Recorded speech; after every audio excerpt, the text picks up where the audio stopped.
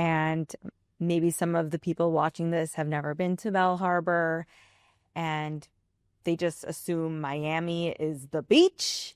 And every time I have someone on the podcast, and sometimes they're going to be part of like the religious community, and they just get off the plane, they go to Miami Beach, they know 41st Street, Right. maybe they go to Harding for a meal. They don't really know like Bell Harbour, because Bell Harbour is separate from Surfside. People kind of just like mush it Yes. together. I like to think of it as the greater Bell Harbour community. Right. And we discussed how there is like a border between Yes. Surfside, Bell Harbour, There Bay is. Harbor Island. Like there's, its own thing. And in my opinion, Bell Harbour is one of my favorite places because of the Bell Harbour shops.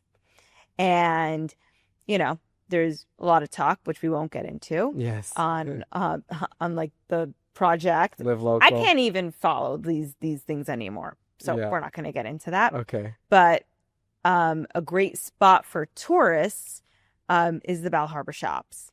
And I said this to you yesterday on the phone. I said, I was thinking about this. Like if I was a turtle, because they have these beautiful little ponds, these like man-made ponds, Yes. the cutest turtles and koi fish. And if you were a turtle in the Bell Harbour shops, what would you see? What would you see? You would see a lot of shopping bags. You would see a lot of shopping bags, and like what kind of people, what like. Yeah, so the beauty about Bell Harbour is that it's an all year long destination. So in winter we have, more locals coming from New York, LA, Canada, lots of Canadians. And then in the summer, the nice thing is that you have all the South Americans, because it's winter for them in the summer. Right. So they like coming to Miami because it's usually cheaper in the summer. Right. And they don't mind the heat because they live in South America. And so it's really an all year round destination. And I feel like for me, I've heard so much about, I've gone to the shops, obviously I've grown up in the community. It's changed over the years, but I feel like the turtles would be like, can you get me some Makoto?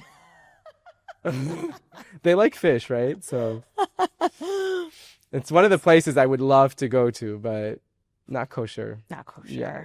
Although some folks Well, we have think, to put a kosher restaurant in Bell Harbour, because there are no kosher restaurants in Bell Harbour. right. Why not?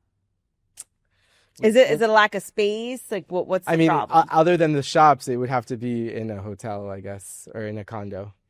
There actually was a There was that Chinese place, but that was Miami Beach, not Bell Harbour. no, but there was one of the buildings that was demolished. The Carlton Terrace had a kosher restaurant Really? in it before it was taken down. Hmm. That's where the Ravage is going up now. I'm not sure if you're. Oh, okay. Okay. Yeah, we definitely need a kosher spot in Bell Harbour. Not that it's so far away from Surfside, Yeah, but that's like fine. Bell Harbour should have at least like one good go-to like kosher spot. Even if it's not like a fancy place, like a good like Yeah. sandwich place or something. Yeah, I'm sure it'll happen, just like everything else. I mean, there's an opportunity for people who are in the restaurant industry. Like there's nothing kosher in Bell Harbour. Like make it work. Who do you call for advice? So the easy one is my dad. Okay. He's the mayor in Bay Harbor, and obviously he's done a lot in the community, and he's someone that I rely on. And my wife. Really? Yeah, she's good about keeping me grounded, and if I get too excited about something, like kind of giving me a different perspective. It's important. Behind every good politician is an even better